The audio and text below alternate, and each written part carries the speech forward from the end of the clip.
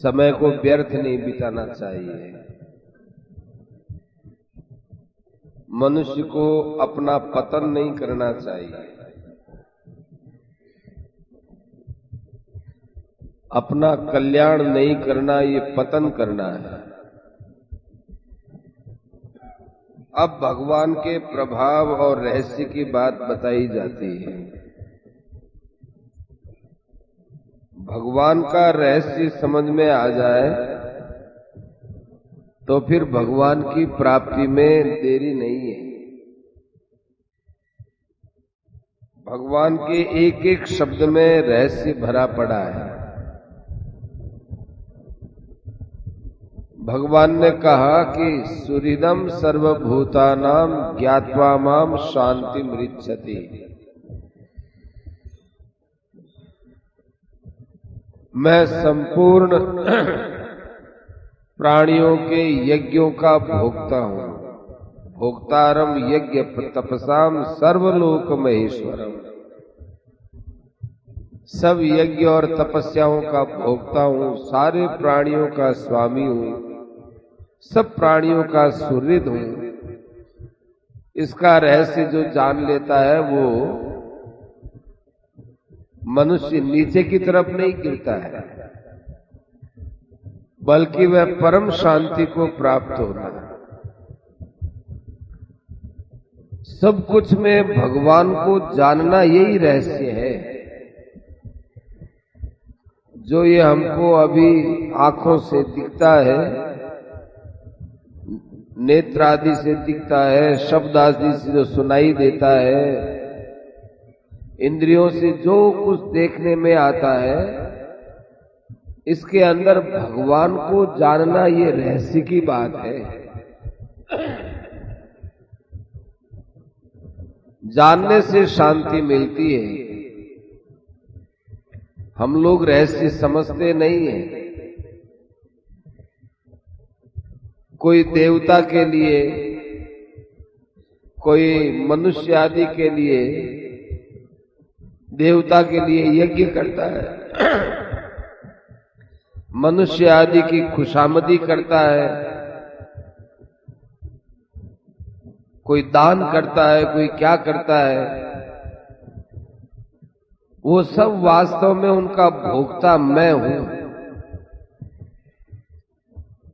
परंतु आदमी ये देखता है कि मैं देवता का पूजन करता हूं, तो वो देवता की भावना करता है, मेरी भावना नहीं करता है। मेरी भावना नहीं करने से उनको शांति नहीं मिलती। क्यों? क्योंकि देवताओं में भी आत्मा है, वो तो मैं ही हूं ना। मनुष्य आदि को दान देते हैं, वो भी तो मैं ही हूं आत्मा रूप से। अहम आत्मा गुणाकेश है, सर्वभूताशय स्थित है, सर्वस्य चाहम हृदि सन्निविष्ट है। ईश्वर है सर्वभूतानाम। इन सब बातों से ये सिद्ध होता है कि सबके भीतर जो आत्मा है, वो आत्मा मेरा ही रूप है, मुझसे अलग नहीं है। मुक्ति को जो प्राप्त होता है, वो मुक्ति को प्राप्त होना क्या है? शांति मिले, आनंद मिल जाए, यही मुक्ति है। दुख से छुटकारा मिलने का नाम मुक्ति है। मुक्ति कोई और दूसरी चीज नहीं है। आप किसी की भी सेवा करते हो, वो भगवान की सेवा है, और किसी का अनिष्ट करते हो, वो भगवान का अनिष्ट करना है। बहुत बढ़िया।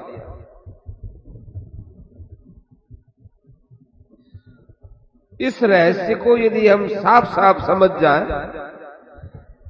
तो कोई किसी का अनिष्ट नहीं करेगा। हम किसी साधु महात्मा को अपने घर पर भोजन करा करके कितने संतुष्ट होते हैं। यदि भगवान आ जाए और उनको भोजन करावे, तब तो फिर आनंद का ठिकाना ही नहीं है। जैसे राजा रंती देव थे,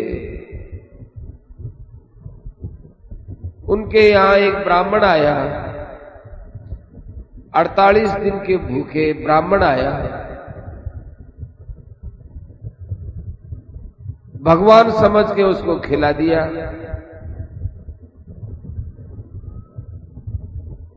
फिर उनके पास में शूद्र आया, उसको भी भगवान समझ के खिलाया। उनके लिए ब्राह्मण में जो भाव था, शूद्र में भी वही भाव था। अब एक चांडाल आया।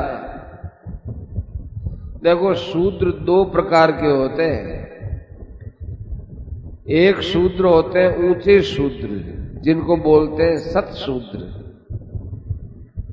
जिनके घर का पानी ब्राह्मण भी पीते हैं, ब्राह्मण भी भोजन कर सकते हैं, वो सतशूद्र होते हैं। एक होते असतशूद्र, जहां ब्राह्मण क्या उनके आपस में भी खान पान नहीं होता। ये दो प्रकार के शूद्र होते हैं। हमारे रंतिदेव जी के पास चंडाल आया और कुत्तों सहित आया, तो उन्होंने कुत्तों में भी भगवान की भावना कर ली और चंडाल में भी भगवान की भावना कर ली। सब कुछ खिला दिया। पीछे थोड़ा सा जल बचा,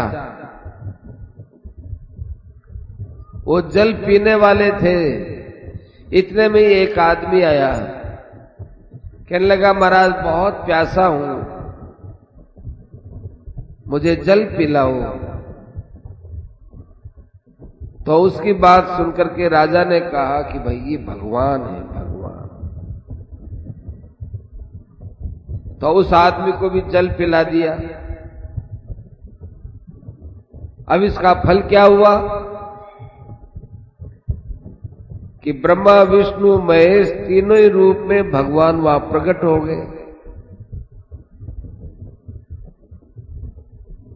अब रंतिदेव जी ने भगवान से थोड़ी कहा तुम हमारे सामने आओ, प्रकट हुओ। उन्होंने भगवान को प्रकट होने के लिए कहा ही नहीं, परंतु भगवान ऐसे सेवा करने वाले, अपना स्वरूप समझ करके सेवा करने वालों के सामने प्रकट हो ही जाते हैं। भगवान ने कहा कि हे रंतिदेव, वरदान मांगो। रंतिदेव ने कहा, महाराज मेरे मन में कोई इच्छा ही नहीं, क्या मांगो? कुछ भी इच्छा नहीं है।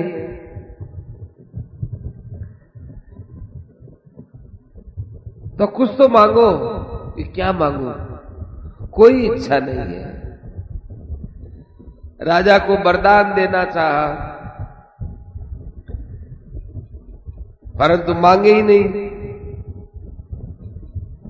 और भगवान के सामने भगवान के ध्यान में मस्त हो गए और परिवार सहित भगवान के धाम में पहुंच गए।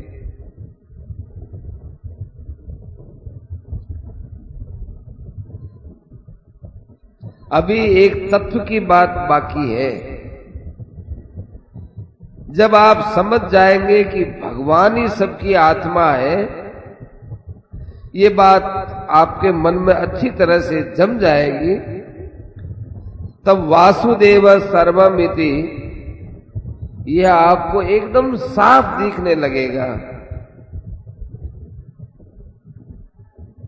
नामदेव जी महाराज थे, उनके चौके में कुत्ता आ गया और कुत्ते ने रोटी बनाई, रोटी लेके चला गया। तो नामदेव जी महाराज पीछे पीछे घिलोड़ी लेकर चले।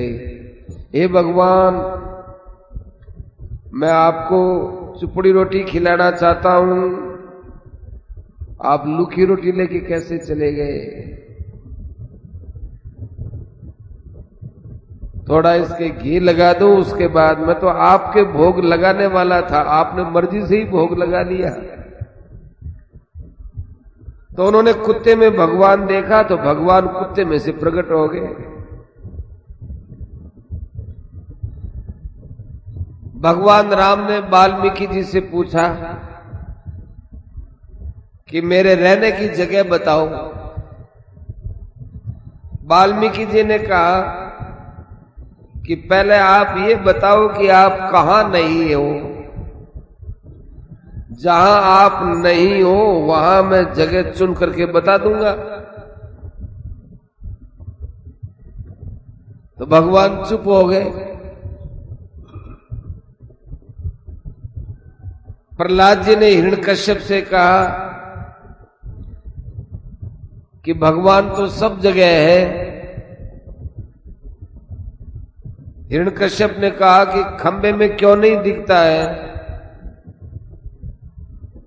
तो प्रहलाद जी कहते हैं आपको नहीं दिखता है, मेरे को दिखता है।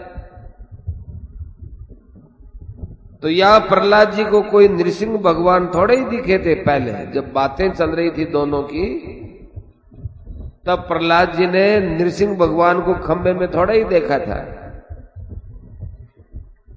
उनके अंदर विश्वास था कि जो सब जगह है वो यहां भी है। तो हिरण्यकश्यप ने कहा कि खंबे में क्यों नहीं दिखता है। प्रहलाद जी कहते वो तो है, सब जगह है, खंबे में है। तो कहा कि नहीं है। क्या है? तो फिर भगवान को खंबे में से प्रकट होना पड़ा। कोई यदि ये समझता है कि मैं किसी की भी सेवा करता हूं,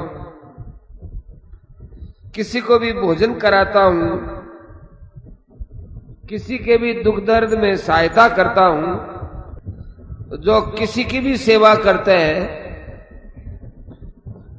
भोजन कराते हैं और कोई सेवा करते हैं, और उसके मन में ये भाव है कि मैं तो भगवान को भोजन कराता हूं, तो उसको तो भगवान के भोजन कराने का फल मिलेगा, चाहे भगवान प्रकट हो चाहे ना हो अपनी तरफ से। पर क्या फल होगा कि भगवान कभी प्रकट हो ही जाएंगे। उसके लिए तो हो ही गए ना। उसने भगवान समझ लिया तो भगवान प्रकट हो गए। उसके मन में भ्रम नहीं रहता। विद्या विनय संपन्ने ब्राह्मणे कवि हस्तिनी सुनी चैव स्वपाकी च पंडिता समदर्शिने। एक परमात्मा पर दृष्टि रखना ये समदृष्टि है। लोग समदृष्टि को जानते नहीं है। लोग देखते हैं समदृष्टि का अर्थ होता है सबके साथ एक जैसा बर्ताव करना। एक जैसे बर्ताव की बात नहीं, एक जैसी भावना रखने का नाम समदृष्टि है। तो सब में भगवान दिखेंगे।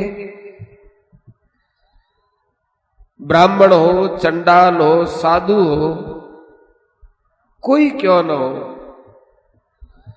सबको भगवान समझकर भोजन कराने में वही आनंद होगा। कुत्ते को रोटी देने में वही आनंद होगा जो साक्षात भगवान विष्णु को भोग लगाने में होता है, भोजन कराने में होता है। गऊ को रोटी दो और कहो ये भगवान है। चींटियों के लिए दाना डालो तो ये भगवान को दिया जा रहा है, ऐसा करोगे तो बड़ा आनंद मिलेगा। वो हर समय आनंद में डूबा रहेगा। जब हम जल से तर्पण देते हैं उस समय हमारे यही संकल्प होता है त्रिलोकी के जीव के लिए हम देते हैं, और संपूर्ण त्रिलोकी के प्राणी भगवान के अनेक रूप ही हैं। इसलिए श्री कृष्णार्पणमस्तु कहते हैं। तो देवता हो, ऋषि हो, पितर हो, कीट हो, पतंग हो, शत्रु हो, मित्र हो, ये सब भगवान के ही तो रूप है।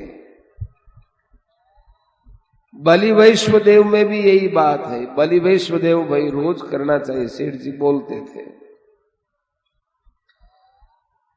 भगवान के भोग लगाकर बलि वैश्वदेव का विधान है। सारे विश्व को भोजन कराने का पुण्य मिलता है। जो बलि वैष्णव देव का अन्न वगैरह हो, वो बचा हुआ अन्न है वो गाय को दे, वो कुत्ते को भी दे सकते हो, चींटी को भी दे सकते हो। सारे विश्व को भगवान समझने से कितनी शांति मिलती है। वैसे आप भोजन तो कराते ही हो, घर में माताएं बहनें हैं भोजन बनाती हैं सबके लिए, और भी अपने घर में कोई अतिथि आते हैं भोजन कराते ही हैं। सब काम तो वो करते ही हैं, केवल भाव की जरूरत है कि हम भगवान के लिए भोजन बनाती हैं। पति रूप से भगवान, पुत्र रूप से भगवान, सास के रूप से भगवान, ससुर के रूप से भगवान, भगवान के अनेक रूप मेरे घर में मौजूद हैं। उन भगवान को हम भोग लगाते हैं, बड़ा आनंद मिलेगा। एकनाथ जी महाराज थे, गंगोत्री से जल लेकर आए और रामेश्वरम में जल चढ़ाने के लिए ले जा रहे थे। उत्तर से लेकर के दक्षिण तक कितनी दूर पैदल की यात्रा। रास्ते के अंदर एक गधा था, वो प्यास के मारे लोटपोट हो रहा था, बड़ा व्याकुल था, चिल्ला रहा था। ना एकनाथ जी महाराज ने जल पिला दिया। वो घड़ा भरा हुआ जल बड़ी मेहनत से लाए हो, कितना भारी जल वहां से लाए और गधे को पिला दिया। तो जो ही पिलाया, गधे में से भगवान प्रकट हो गए। भगवान कहते अथवा बहुनेतेन किम ज्ञातेन तवार्जुन। अर्जुन कहता है कि मुझे विश्व रूप दिखाओ, कैसा के विश्व रूप। भगवान कहते हैं लो भाई देख लो। पर कहते हैं कि तू क्या करेगा विश्व रूप देख करके। जब तक तू विश्व में मेरी भावना नहीं रखेगा तब तक क्या फायदा।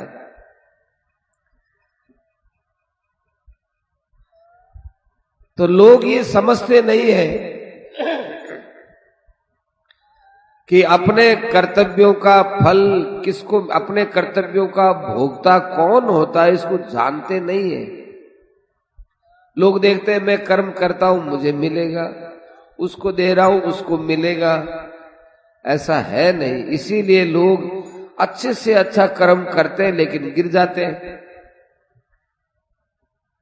और यदि भाव बनावे तो आदमी को एक दिन में परिवर्तन का अनुभव हो जाए। एक दिन का है ये, रहस्य की बात है।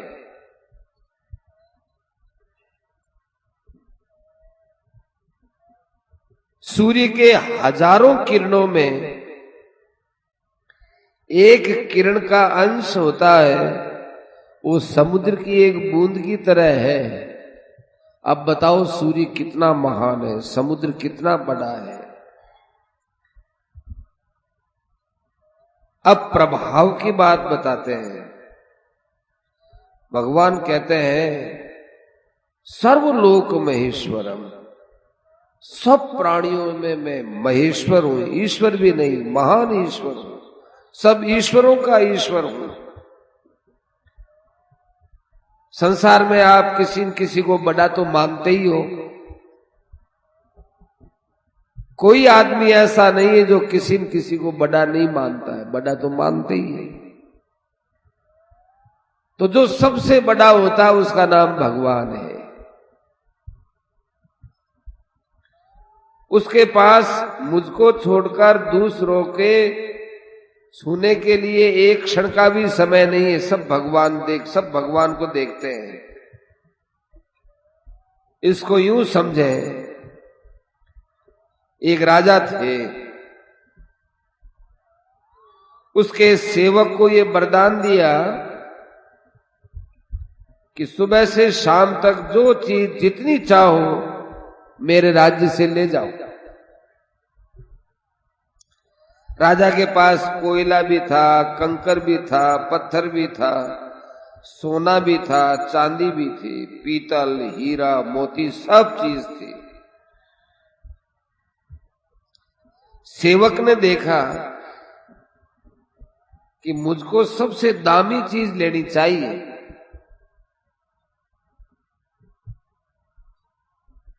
वह हीरे, मोती, रत्नों की ओर गया। मूर्ख आदमी भी घटिया चीज लेना नहीं चाहेगा। वो वहां कंकर में, पत्थर में, कोयला में, पीतल में सब चीज एक साथ थी ना, सब में यूं हीरा मोती ढूंढने लगा। हीरा हीरा मोती यूं एक एक चीज में ढूंढने लगा। तो जो जो हीरा में वो चुगता चला गया, ले गया। इसी प्रकार जो मेरा प्रभाव इस संसार में जानता है, वो महात्मा भी राजा के सेवक के समान है। राजा तो है भगवान और सेवक है महात्मा।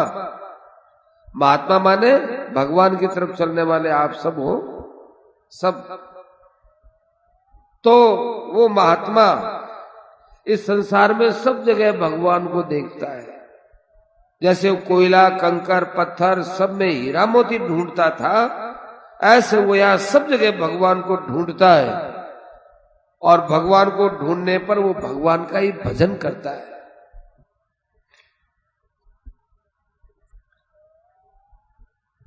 जैसे पारस का प्रभाव है लोहे को सोना बनाना। पारस नहीं बनाता है, पारस सोना बनाकर खत्म हो जाता है। उसके बाद पारस की शक्ति खत्म।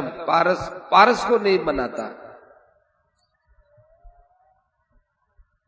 परंतु भगवान की तो बात अलग है। भगवान का जो भक्त होता है, पारस और उस संत में बड़ो अंतरो जान। वो लोहा कंचन करे, वो करे आप समान।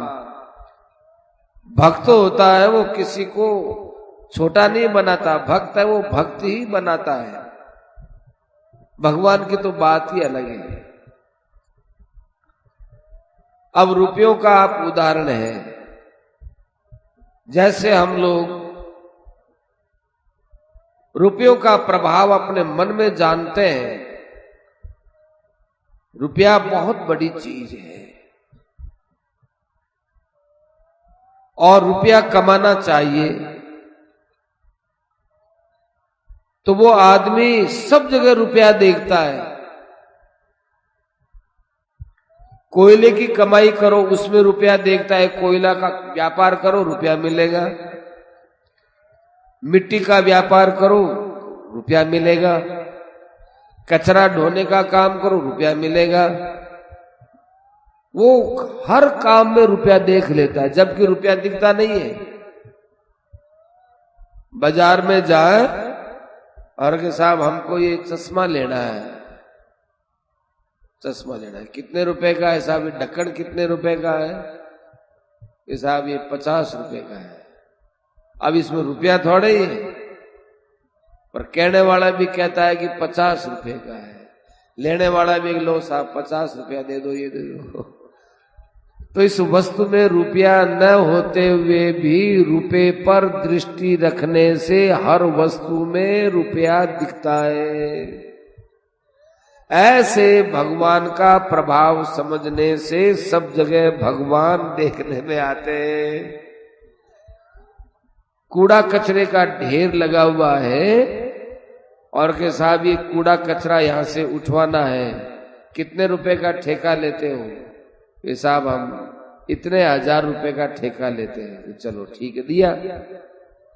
तो वो कूड़ा कचरा उठा दिया और उसने पैसा कमा लिया। अब जो कूड़ा कचरा है किसी काम का नहीं है, रुपए कमाए, उसमें रुपया कमा लिया। क्योंकि मन में ये बात समझता है कि दुनिया में जो चीज हमको मिलती है वो रुपए से ही मिलती है। इसी कारण से तो भाई भाई, माँ बाप, जवाई, ये सब लड़ते रहते हैं। वो रुपए का प्रभाव अपने अंदर बैठा है, तभी तो। ऐसे भगवान का प्रभाव हमारे अंदर बैठ जाए, फिर हमारी क्या स्थिति हो सकती है। रुपया तो जड़ है, भगवान का प्रभाव बैठ जाए, फिर हमारी स्थिति बहुत जल्दी बदल सकती है। दधीची के पास इंद्र आए और इंद्र ने प्रार्थना की, हे दधीची महाराज, आपके अंदर जो आनंद है, आपके अंदर जो शांति है, आपके अंदर जो मस्ती है, वो मुझे भी दे दो। तो ऋषि कहता है कि तू इसका अधिकारी नहीं है, तू इसका अधिकारी नहीं है, क्योंकि मुझे जो आनंद की प्राप्ति होती है, तेरे वो समझ के बाहर की बात है। तेरे अंदर कुत्ते वाली बुद्धि है। देखो त्रिलोकी के राजा को, त्रिलोकी का राजा है इंद्र, उसको फटकारते हुए, तेरे अंदर कुत्ते जैसी बुद्धि है, तुम आनंद को जानते नहीं हो। क्या आनंद होता है तुम जानते नहीं हो। कुत्ते को जैसे अपने परिवार में सुख मिलता है, ऐसा ही तुमको अपने परिवार में सुख मिलता है, इसी को तुम आनंद मानते हो। इससे ऊंचे तुम उठ नहीं सकते, तो मेरे वाला आनंद तुमको कैसे मिलेगा। अब विचार करो, दधीची जी को क्या सुख मिलता है, इंद्र को क्या सुख मिलता है। तो अपने को भी सोचना चाहिए कि यदि हमको त्रिलोकी का राज्य भी मिल जाए, परंतु यदि इंद्र जैसी बुद्धि रही तो क्या फायदा। यही बात रुपयों में देखना चाहिए। रुपयों का प्रभाव हमने अपने मन में ही घड़ लिया। हमने हमारे मन में ही रुपयों का प्रभाव घड़ लिया, बना लिया। क्योंकि बचपन से हमने क्या देखा,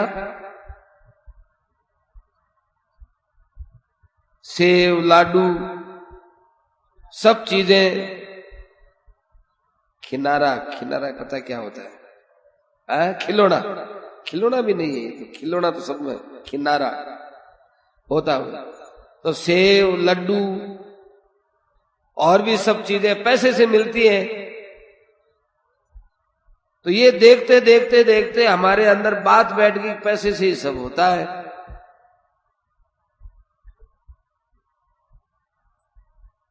तो रुपए का महत्व इतना बैठ गया कि ईश्वर को बुला दिया, धर्म को बुला दिया, और हमारे रुपए में जो बाधा पड़े उसे लड़ने लग गए।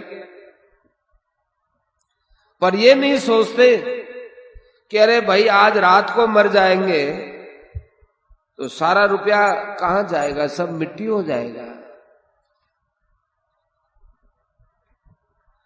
इसलिए ईश्वर का प्रभाव समझो, ईश्वर का प्रभाव हमारे साथ जाएगा, वो सुखी बनाने वाला होता है।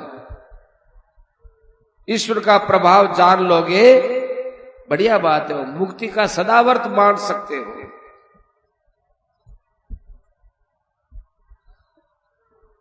करोड़पति लोग हैं,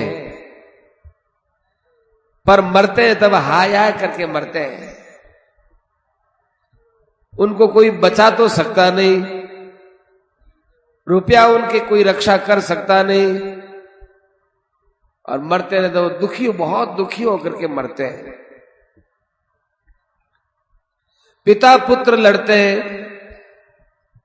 अदालत में पिता पुत्र पैसे के लिए लड़ते हैं,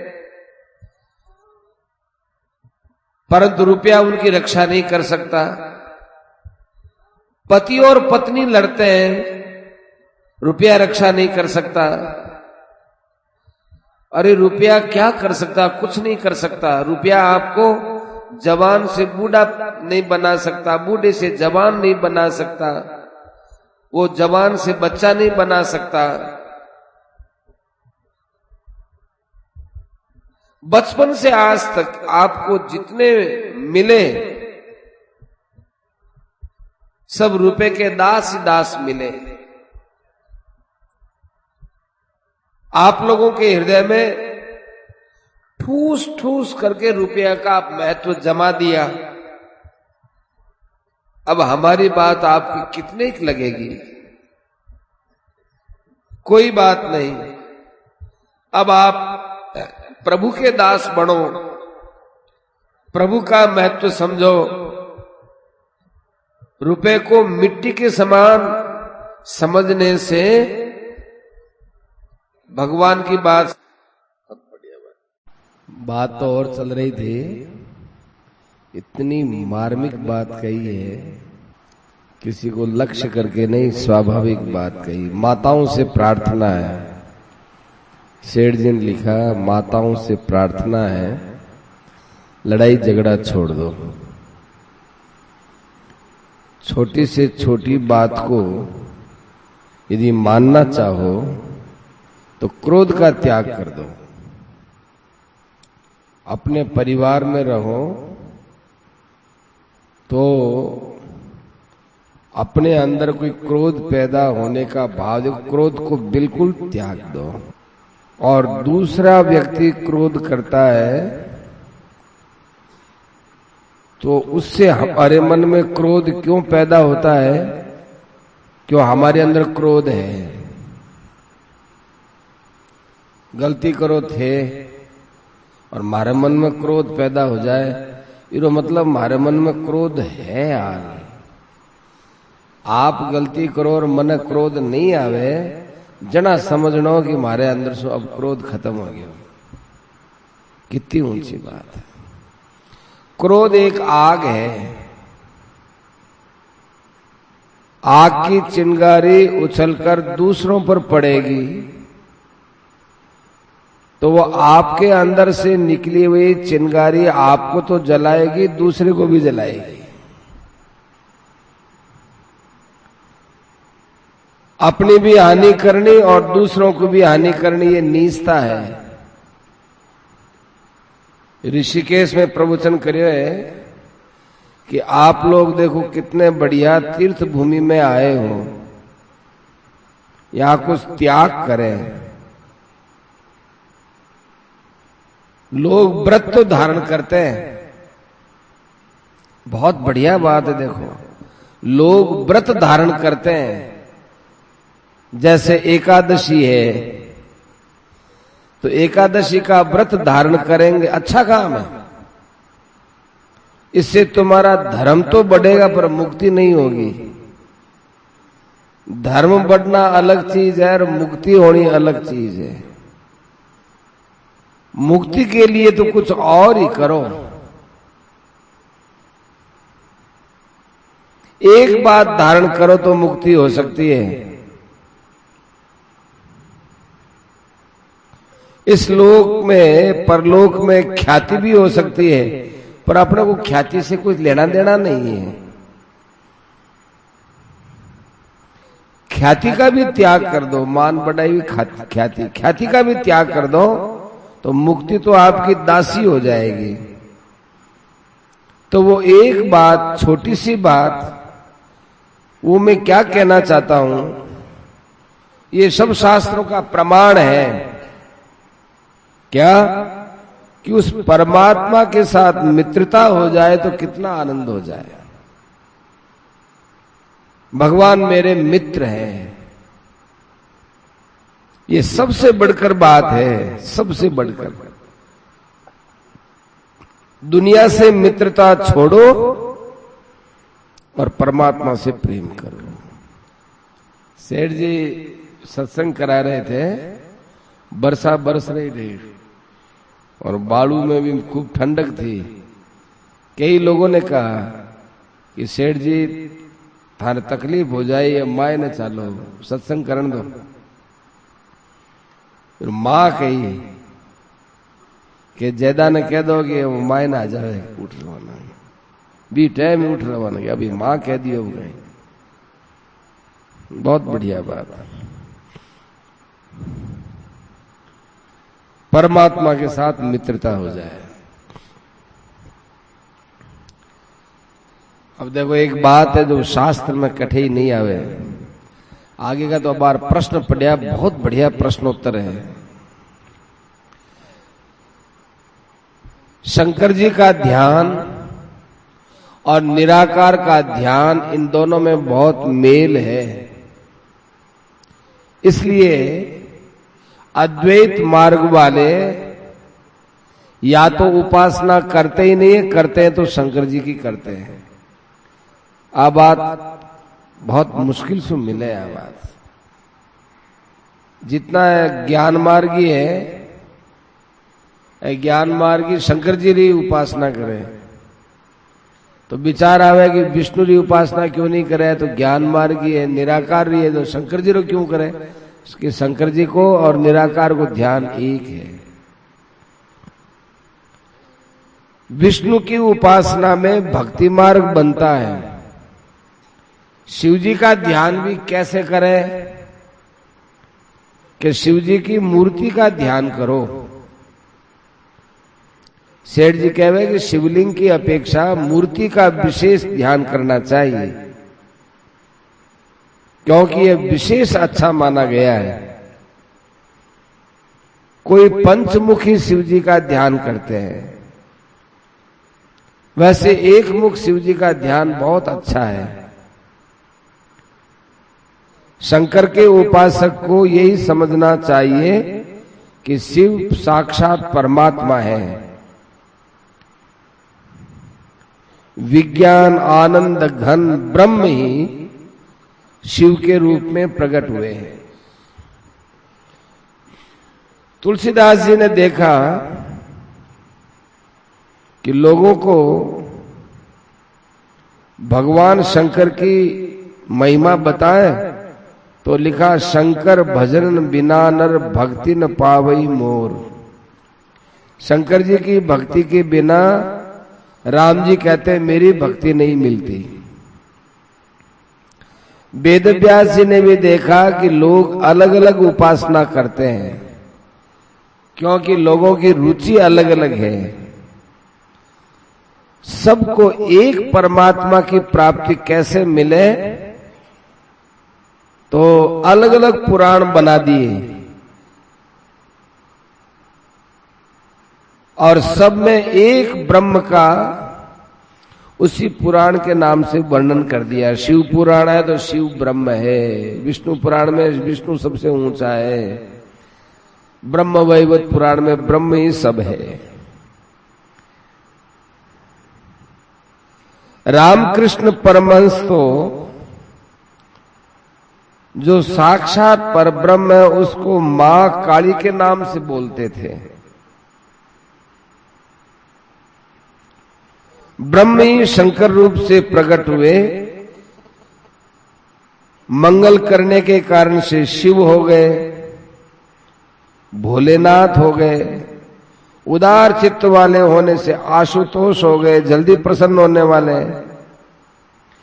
इतने उदार, इतने कोमल हृदय कि जो मांगता है तो दे ही देते हैं। भस्मासुर ने मांगा कि सिर पर हाथ धरने वाला जल जाए,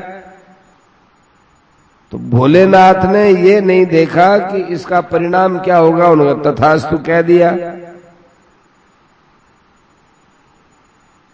अपने पर तो शंकर प्रसन्न हो जाए, यही वरदान मांगना चाहिए कि आप दो, बस आप देने में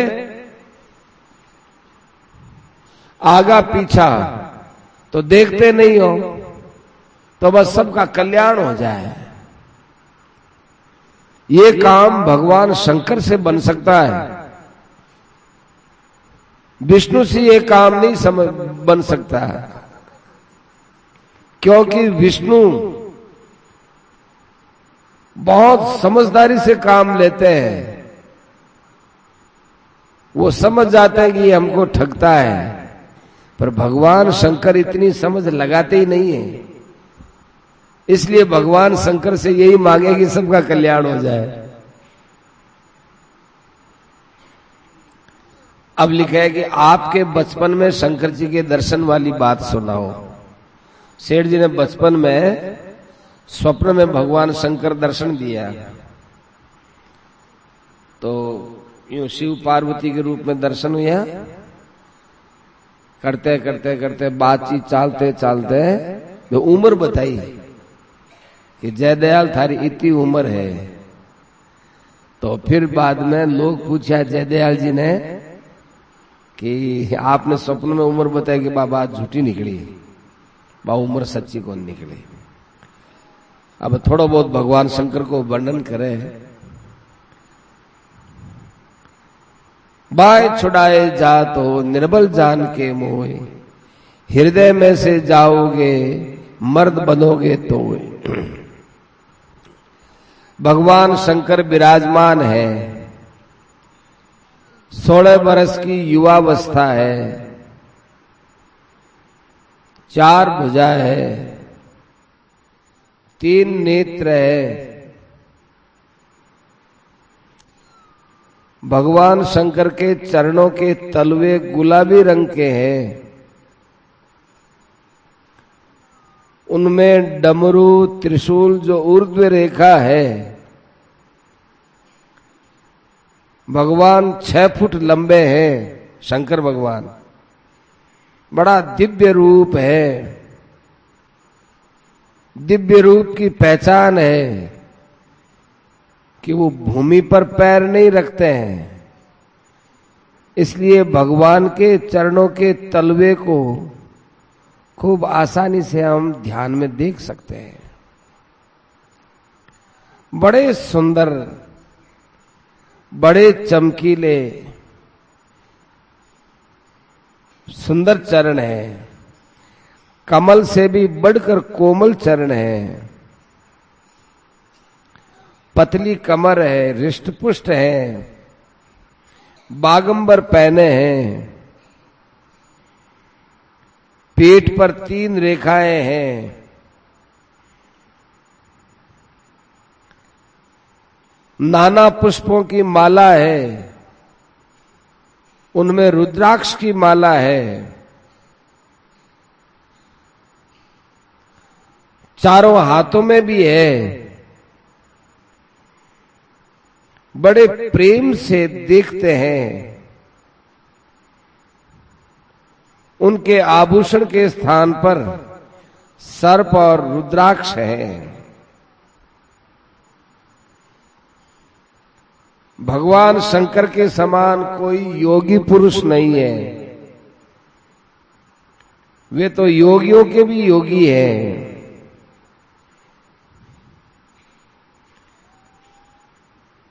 ऊपर के एक हाथ में त्रिशूल है। त्रिशूल को अर्थ बताया कि त्रिगुणात्मक सृष्टि है, सत्वगुण, रजोगुण, तमोगुण से सृष्टि बनी हुई है त्रिशूल। ये है ना त्रिशूल।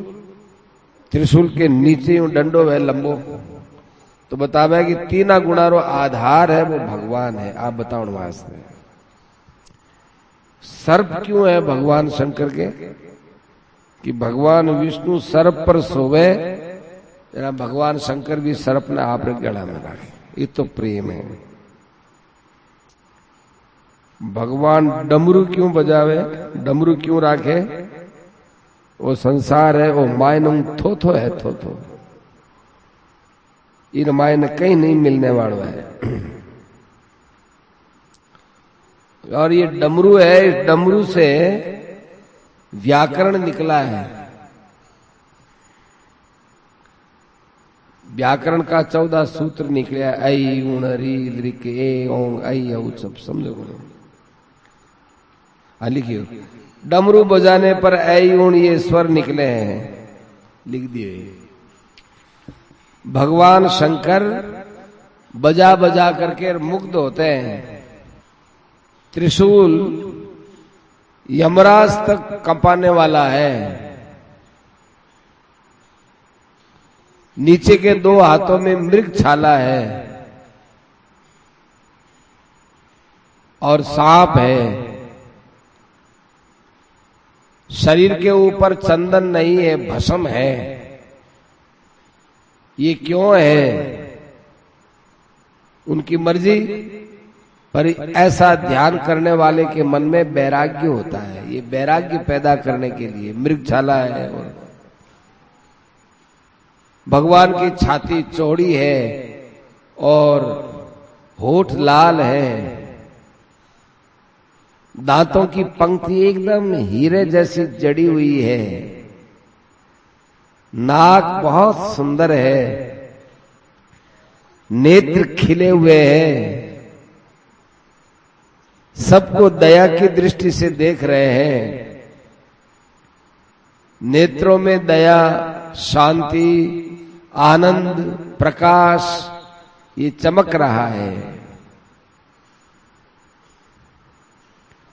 भीतर में जो ज्ञान का प्रकाश है, कैसी बात है भाई, भीतर में जो ज्ञान का प्रकाश है वो नेत्रों के द्वारा प्रसन्नता से दिख रहा है। इतने बढ़िया नेत्र है, सुंदर नेत्र है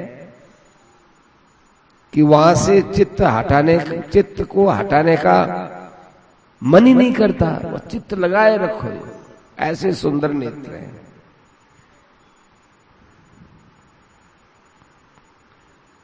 मस्तक पर भस्म का त्रिपुंड है। वे प्रभु प्रेम से बोलते हैं, गाते हैं। उस समय ऐसा लगता है मानो कानों के द्वारा अमृत पिया जा रहा है। अमृत भरी हुई वाणी है। मन के द्वारा अमृत का पान हो रहा है। साक्षात आनंद स्वरूप है। भगवान से फिर प्रार्थना करो, हे नाथ, जिस प्रकार आप ध्यानावस्था में प्रकट है, ऐसे आप साक्षात प्रकट हो जाइए। हे नाथ, आपसे मैं बारंबार प्रार्थना करता हूं, आपको मैं कभी नहीं भूलूं। कभी नहीं भूलने का काम तो मेरा है, परंतु मेरे में इतनी शक्ति नहीं है। आप मुझे शक्ति दो। आप में मेरा अनन्य प्रेम हो जाए, ऐसी कृपा करो। मान सरोवर में जैसे हंस रहता है, ऐसे आप मेरे मन रूपी सरोवर में हंस के रूप में रहो। फिर ध्यान करो, शिवजी हमारे नेत्रों के द्वारा हृदय में बैठ रहे हैं।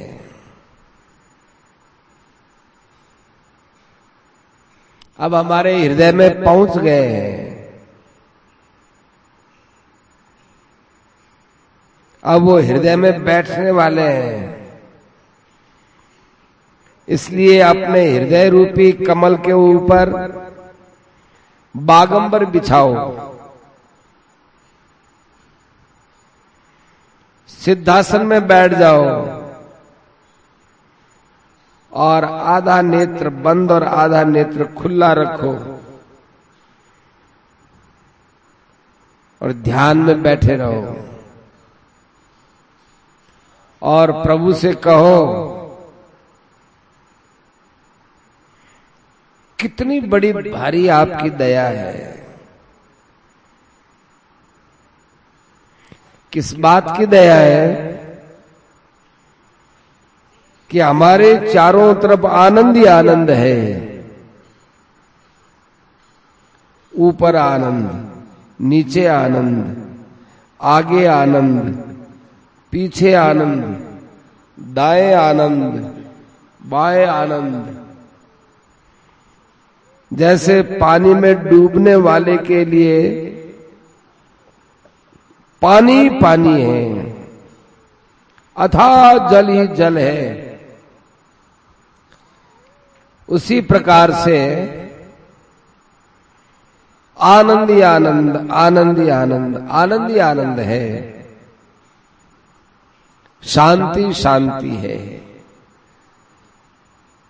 प्रसन्नता है। दुख का कहीं नामो निशान तक नहीं है। बहुत दूर तक देखो, कितने दूर तक, सिवाय आनंद के और कोई दूसरा नहीं है। ऐसे प्रभु का ध्यान करते हुए मस्त हो जाओ, आनंदित हो जाओ। ये बात है। नारायण नारायण नारायण। पहचान में आए कि हमारा साधन ठीक चल रहा है, इसकी पहचान क्या है? तो उत्तर देते हैं, हमारे अंदर जितनी समता आएगी, शांति बढ़ेगी, उतना ही साधन तेज होगा, और जितना राग द्वेष बढ़ेगा उतना ही हमारा पतन समझना चाहिए। राग द्वेष विक्षेप ये चित्त के भीतर है।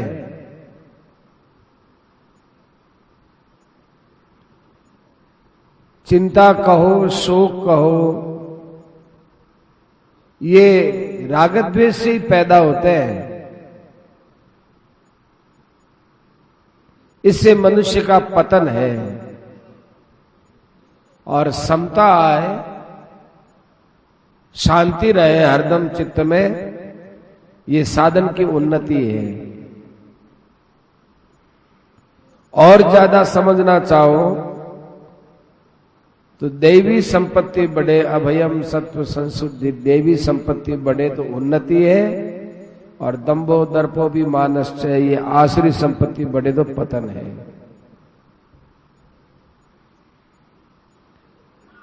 कोई कहे इसका भी विस्तार करो, तो भाई काम है, क्रोध है, लोभ है, चिंता है, भय है, शोक है, गर्व है, गुमान है, दंभ है, पाखंड है, ये जितना बढ़ता है उतना पतन है।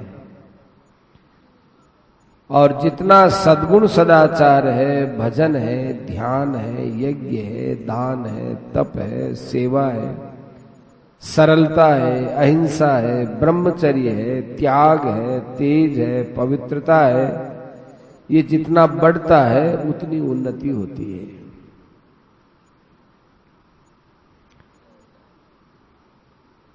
फिर प्रश्न करते हैं कि चिंता बहुत रहती है, कहीं ऐसा न हो जाए, कहीं ऐसा हो गया तो क्या करेंगे, ऐसी चिंता बहुत होती है। अपने अंदर निर्भयता नहीं आती, एकदम निशंक होकर के रहे, निर्भयता नहीं आती। क्या उपाय है? तो बताते हैं कि चिंता दूर करने के लिए हम लोग संसार की तरफ जाते हैं। संसार में ऐसा हो जाएगा तो चिंता मिट जाएगी, धन मिल जाएगा तो चिंता मिट जाएगी, इज्जत होगी तो चिंता मिट जाएगी, परिवार में अनुकूलता आ जाएगी तो चिंता मिट जाएगी, निर्भयता आ जाएगी। बिल्कुल गलत है। निर्भयता लाने का दो ही उपाय है, एक तो भगवान की शरणागति और दूसरा यथार्थ ज्ञान। ज्ञान के बिना और भक्ति के बिना चिंता नहीं मिटती, क्योंकि चिंता अज्ञान से ही पैदा होती है अथवा भगवान को भूलने से पैदा होती है। जब यथार्थ ज्ञान हो गया और सबसे बड़े भगवान है उनके आश्रित हो गए, अब चिंता में नहीं रह सकता। भगवान पर सारा भार डाल दे, देखो,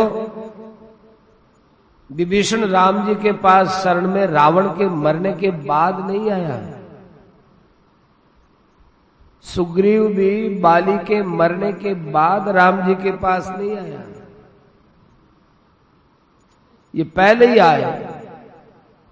बड़ी चिंता थी, बड़ा मन में विचार था कि क्या करेंगे, रावण ने तो हमको त्याग दिया, लात देके निकाल दिया। सुग्रीव तो जंगलों में फिरता था छिपा छिपा। विभीषण ने लंका छोड़ दी रावण के डर से। तो इन दोनों ने राम जी की शरण ले ली, और राम जी की शरण लेते इनकी चिंता दूर हो गई। जो ही राम जी की शरण में आए तो विभीषण तो लंका में गए ही नहीं, और भगवान ने उनको राज तिलक दे दिया। ऐसे ही सुग्रीव अभी बाली से लड़ने गए ही नहीं, भगवान ने उसको माला पहना दी। माला तो जीतने के बाद पहनाते हैं, भगवान ने पहले पहना दी। विभीषण जी ने, राम जी ने विभीषण जी को रावण के जीते जी राज तिलक कर दिया।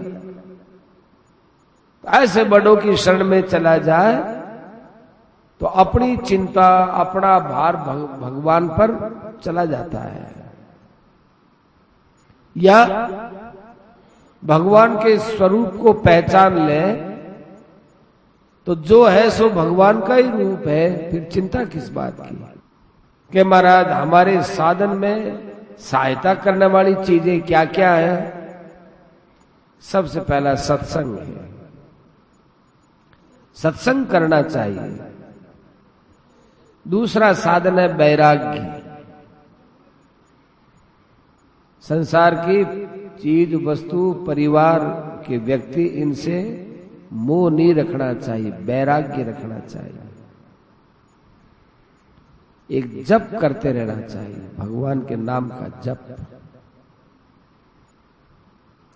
और एक जो भी साधन करो उसमें विश्वास रहना चाहिए, उसको कम नहीं समझना। ये क्या करें, इस साधन से क्या होगा, अब करा बैठे बैठे राम राम करा, और तो कहीं हुआ को यूं नहीं मानो माझी।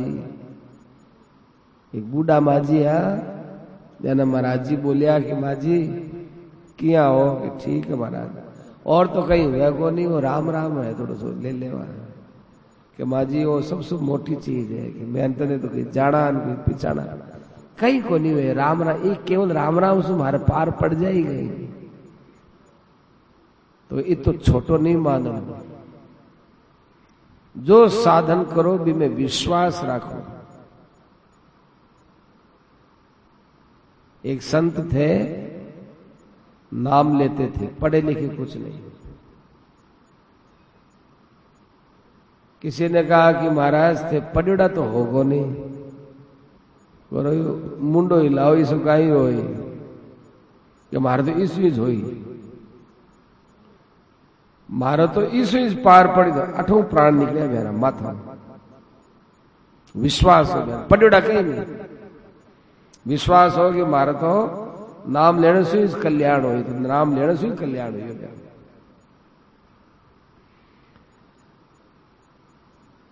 साधन करने में बाधा क्या है?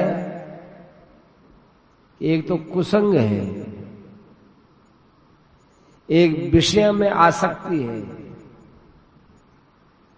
एक शास्त्र में, भगवान में, संतार बचना में अश्रद्धा है। क्या है कहीं वह थोड़ी ऐसा सत्संग करे कि फायदो यो बताओ, वो यूं करे, वो यूं करे, वो यूं करे, ऐसा अश्रद्धा का लक्षण है।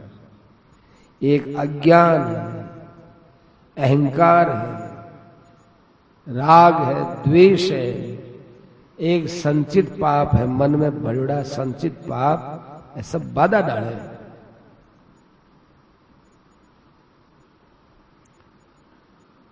तो इन बाधाओं का नाश कैसे करें? एक उपाय बताओ, एक ही उपाय बताओ, इन बाधाओं का नाश हो जाए। तो एक उपाय बताते हैं, भगवान के नाम की स्मृति। भगवान रो नाम लेवो। तो भगवान रे नाम री स्मृति किया जागे बीरो अचूक उपाय के है ये श्रद्धा और प्रेम।